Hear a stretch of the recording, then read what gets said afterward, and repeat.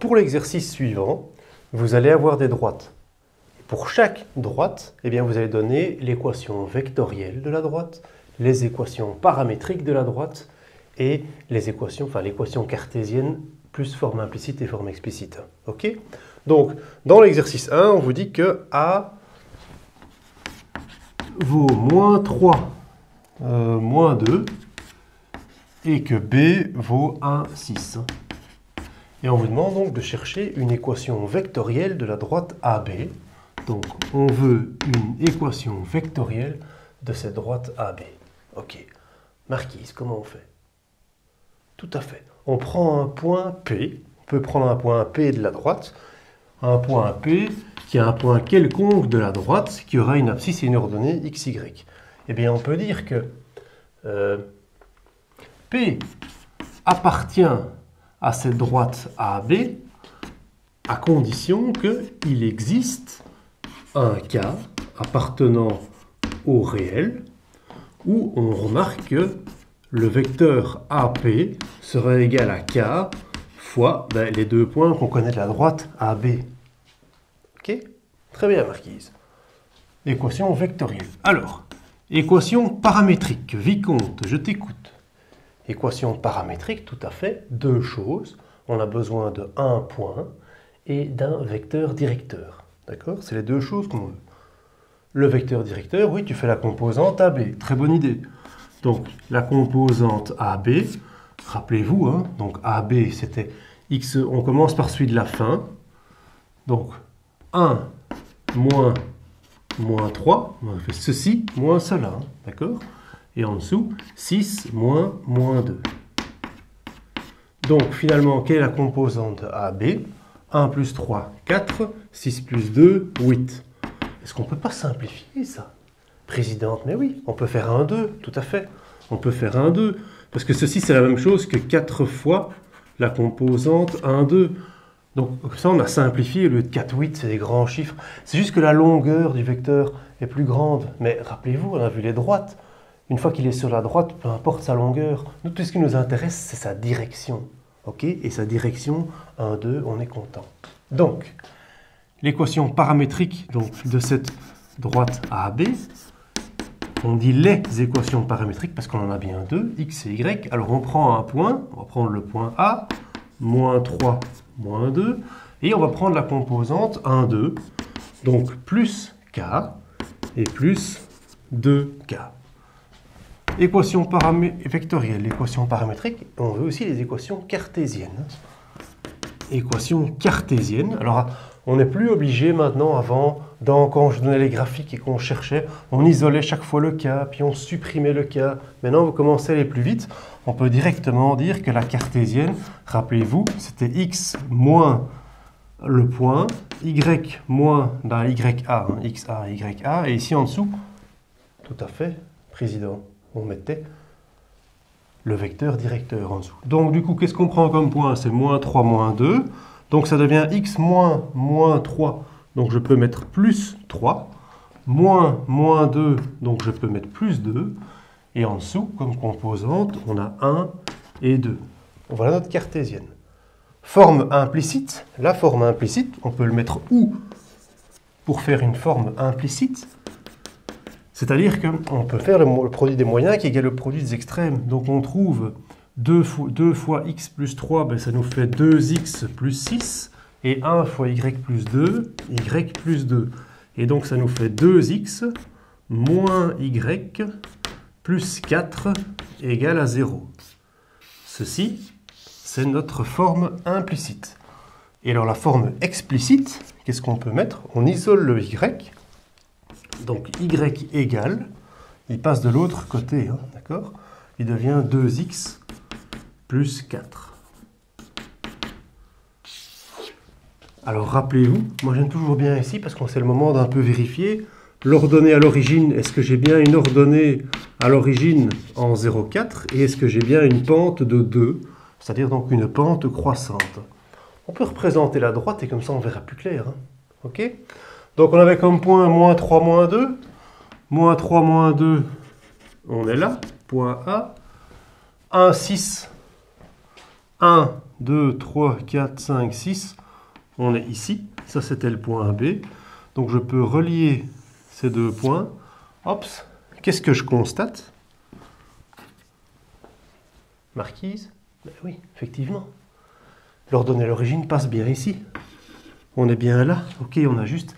Et alors, quand j'avance de 1, je grimpe de 2 pour ma pente, là. Très bien, on voit bien que c'est croissant. Ok, j'ai juste. Pour la deuxième droite, on vous dit qu'elle passe par le point P, qui a une coordonnée 1 et moins 4, et que le vecteur directeur, c'est moins 2, 1 qu'il a comme composante. Ok. Alors, équation vectorielle. Est-ce que vous avez une idée pour une équation vectorielle? Qu'est-ce qu'on va faire?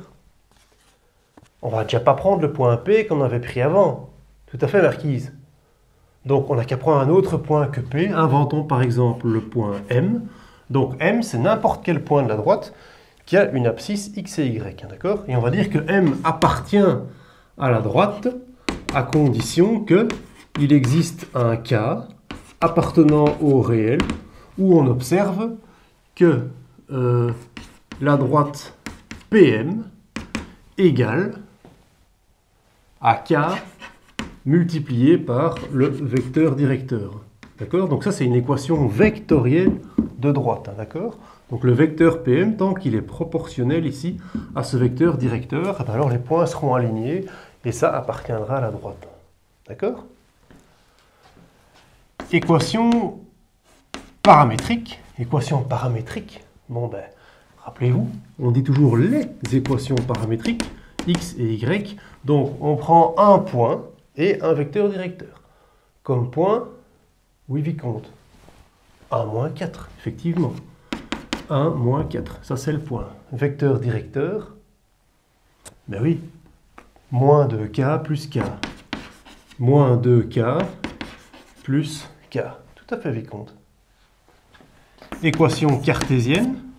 Marquise, on n'est plus obligé de chaque fois isoler les k et puis de les supprimer. Maintenant, on a compris le truc. Hein. C'était toujours x moins l'abscisse du point A, x moins l'ordonnée du point A, et ensuite donc x moins 1, y moins 4, donc on peut mettre plus 4, et en dessous, moins 2 et 1. D'accord? Ou, forme implicite, on fait la croix, produit des moyens égal au produit des extrêmes. Présidente, je t'écoute. 1 fois x moins 1, ça nous fait x moins 1. Moins 2 fois y plus 4, moins 2y et moins 8. Donc, x plus 2y plus 7 égale à 0. Ok? Alors, forme explicite. Donc, ceci, c'était l'implicite. Et alors, l'explicite, on isole le y tout seul. Donc, y égale moins x, oui, moins 7, oui, sur 2, sur 2, sur 2. Donc, si on aime bien vérifier, rappelez-vous, ici, ça voudrait dire qu'on a une ordonnée à l'origine en 0, moins 7 demi, et ici qu'on a une pente de moins 1 demi, donc une pente négative. On va tout de suite le dessiner, on va regarder. Hein. Donc P, c'était 1 moins 4, ça c'était P. Alors le vecteur directeur, moins 2, 1. Donc ça veut dire que je recule de 2, 1, 2, et que je grimpe de 1, d'accord? 1, 2, et je grimpe de 1. Donc j'aurai un autre point ici. Et si je relis tout ça, tac, tac, tac, tac, tac, ok. Ça c'est la droite, hein, ok. Et l'ordonnée à l'origine, ben oui, vicomte, elle est bien là. Ça, c'est bien mon ordonnée à l'origine. Et c'est quoi cette valeur-là? Ben, c'est bien moins 3,5. C'est entre 3 et 4. Donc j'ai bien juste. OK. Et je peux passer au troisième. Pour le troisième, on vous dit que P vaut à des coordonnées de 0, 1 demi. Et on vous dit que le vecteur directeur V, lui, il vaut 1 et 0 comme composante. OK? Alors, équation vectorielle. Oui, présidente, on ne va pas effectivement choisir le point P puisqu'on nous a déjà donné le point P. Donc prenons plutôt un point M, et on dit que M appartient à cette droite à condition qu'il existe un K appartenant au réel, où on observe que le vecteur PM égale à K fois le vecteur directeur V. Ok. Équation paramétrique. Les équations paramétriques. Marquise, je t'écoute. 0, 1 demi, oui, on les recopie. Plus K, oui, et plus 0K. Ok. Équation cartésienne. Ah, il y a un souci. Je vois que vous êtes attentif. Hein. On ne peut pas ici, donc notre composante ici 0, la composante en Y du vecteur V, la composante en Y du vecteur directeur, elle est nulle. Et je ne peux pas ici diviser par 0. Je ne peux pas. Donc je ne peux pas écrire sous cette forme-ci. Donc mon équation cartésienne, je dois l'écrire sous la forme Y égale à 1 demi. Rappelez-vous, on est simplement dans les cas particuliers ici. Hein. Y vaut 1 demi. Donc, voilà, Y égale à 1 demi, c'est cette droite-là. C'est une droite qui est parallèle à l'axe des X. Hein, d'accord? C'est un cas particulier. Hein. Numéro 4. On nous dit que la droite D est parallèle à AB. Donc, elle est parallèle. D est parallèle à AB. On nous donne les coordonnées de AB. A, c'est 4, 0. Et B, c'est 6, moins 1. D'accord?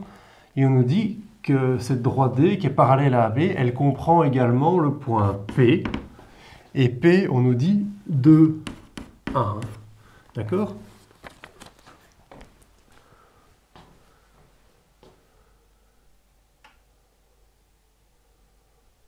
Donc, elle passe par le point P. Ok? Donc, équation vectorielle, qu'est-ce qu'on dit? On ne va pas prendre le point P, tout à fait. On prend de nouveau un point M.